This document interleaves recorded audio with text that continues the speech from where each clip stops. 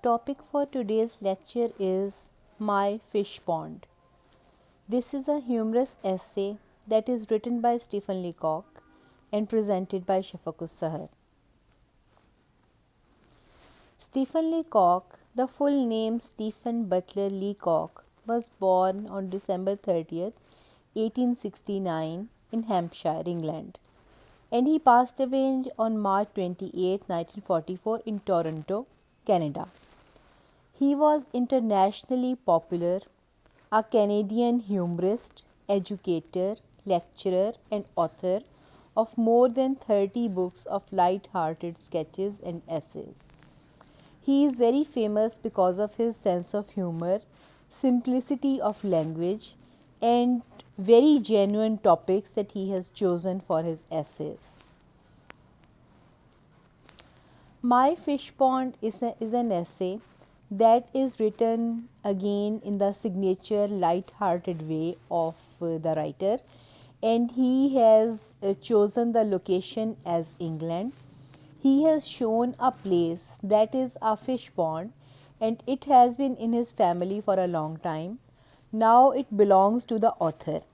And a fish pond, like a farmhouse, is a place where one usually invites their guests, and the guests enjoy the sport of fishing. So, this is supposed to be full of fish. This place is a location that is very beautiful as well. The beautiful location of this place is described by the writer in the very start of the essay. He tells that there is a very beautiful place that is typical English country landscape, and this is around the fish pond. The writer takes us to the fish pond on a journey, and he shows that there is a scenic path that leads to the pond. On that path, we can see beautiful blue hills around, different trees that are sometimes in the shape of clusters, sometimes they are dotted. There are meadows all around, all the scene is extremely beautiful, and a road leads to the fish pond. When you reach the fish pond, all around is beautiful English countryside, and everyone who goes there is delighted by the beauty of nature. English countryside and the fishing are indispensable.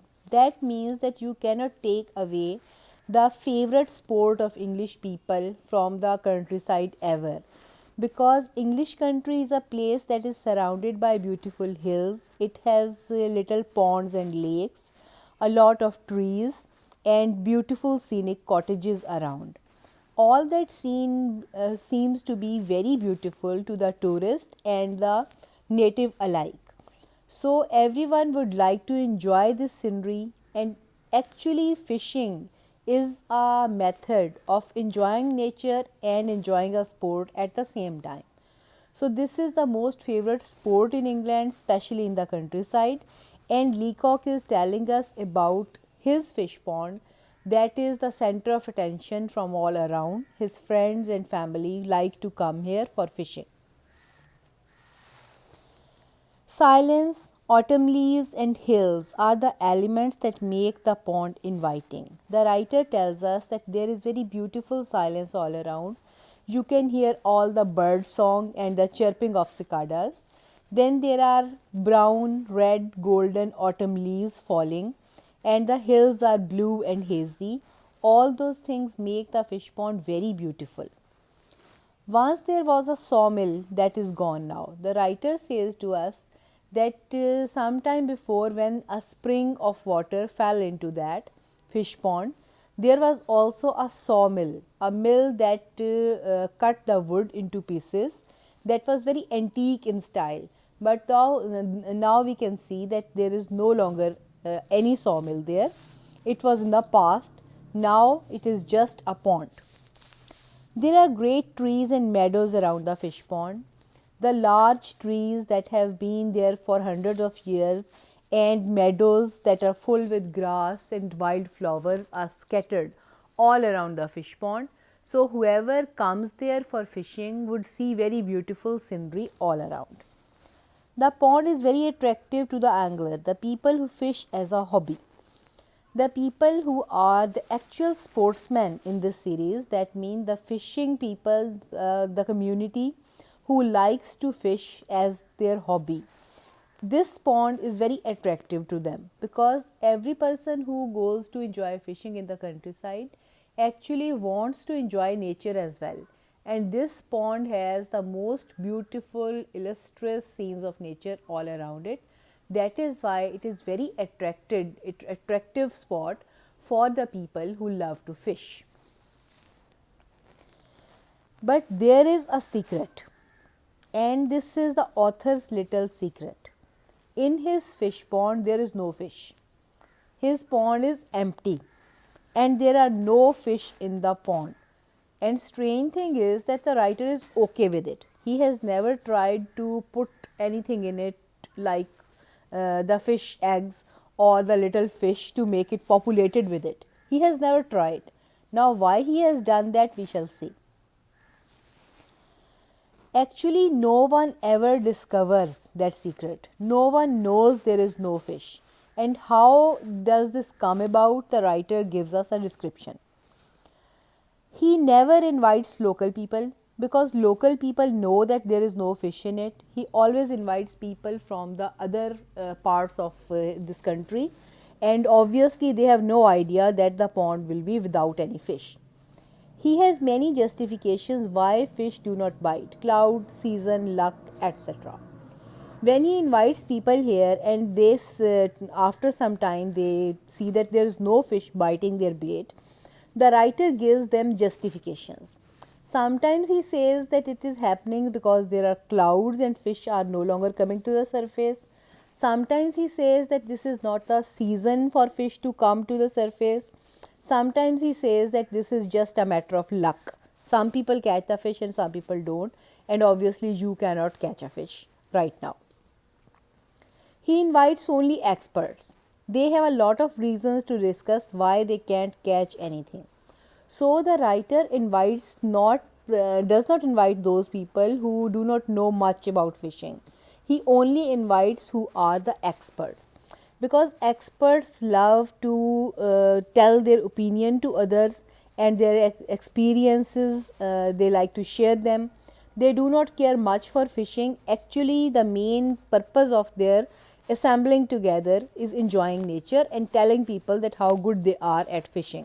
So if they don't catch a fish, they have a lot of justifications why they can't do it, and writer doesn't have to make any excuses to the others. His friends come to enjoy the countryside. Catching no fish is not a problem. Actually, the main point here is that everyone who comes to the pond comes to enjoy nature and spend a happy day, a picnic. They don't care if they catch a fish or they don't catch a fish, because it is not their purpose in coming there to catch a fish and get it home. It was only to spend a day happily and enjoy it, and they do it. So they don't care if they can't get a fish, and the writer's secret is safe. The writer has got some equipment at the pond. There is a little place, a boathouse that he has made close by. In that boathouse, there are raincoats hanging on a peg. So if there is rain, everybody can get a raincoat and enjoy it in the open.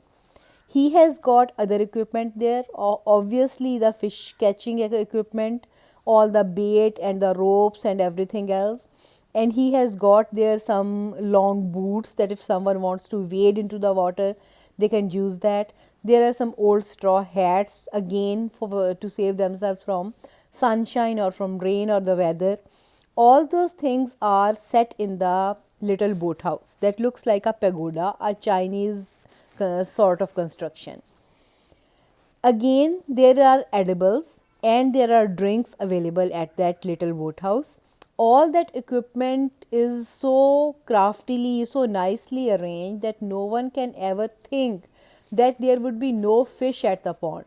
People see that this is a very proper place. Every equipment is there, everything is there, from edibles to the instruments. So how can that be that there is no fish there? But still there could be some people who can get suspicious. What would the writer do if someone suspects that there are actually no fish in the pond? How to keep the secret if someone gets suspicious? By wearing lucky hats. There are some hats in the cottage close by. The writer gives them to the people and says that hat might be lucky for you and you might get it. In this way, the person who is unable to catch a fish gets distracted and his attention is more focused on the hat. He forgets about the fish for some time. By praising the skills of the guest. If the guest is getting suspicious, the writer suddenly starts appreciating him, praising him, and saying that what a great fisherman he is. So the guest forgets about the fish and he is happy that he has got praise from the writer. Then by distracting him, he can distract them from by anything, by showing them some landmarks, some beautiful scene of nature, anything. Writer tries to distract people when they get suspicious that the pond is empty. By whispering that he heard the sound of fish leaping. Sometimes when a person gets suspicious, the writer tells him that, hey, listen, you have to listen very hard. I just heard the sound of a fish leaping into the water, a splash. So that person suddenly stops talking and puts whole focus on the pond and he has no idea if there is a sound or not. But obviously he cannot say that his host is lying, the writer, the author is not telling truth. So he would think that he is the only person who cannot hear the fish leaping. If they hit a driftwood or a frog, telling how they lost a big fish. Sometimes there a piece of wood or a frog that is hit by the bait, and obviously the bait will move. The writer says to the fisherman that actually you have lost a big fish. It had tried to bite and you pulled it early. That is why the fish is gone now. And people are very ashamed of that. And after they meet author anywhere else in a club or a party, they remind him that how they had lost a big fish at his pond, while actually there is no fish at all at that pond. The fish that is most famous in that area is trout fish, and trout is one of the tastiest, most delicious fish on the face of the earth or in the face of the ocean. So everyone who comes here who wants to have a fish, they would want a trout. People think that the fish pond is inhabited by trout, although there are no fish in that, there is nothing there, but it is there for the enjoyment of nature, having a picnic, having a good day, having a party with the friends. All those purposes are fulfilled there. And if you can get a fish at a restaurant or from the market, why catch a fish, especially by going somewhere? So this humorous essay ends up in this way, that the writer puts emphasis on the fact that people come to the fish pond to enjoy themselves with friends. And if there is no fish, there is no problem in it. This is author's little secret that he has very successfully kept. Thanks for watching. Hopefully it was entertaining and informative at the same time.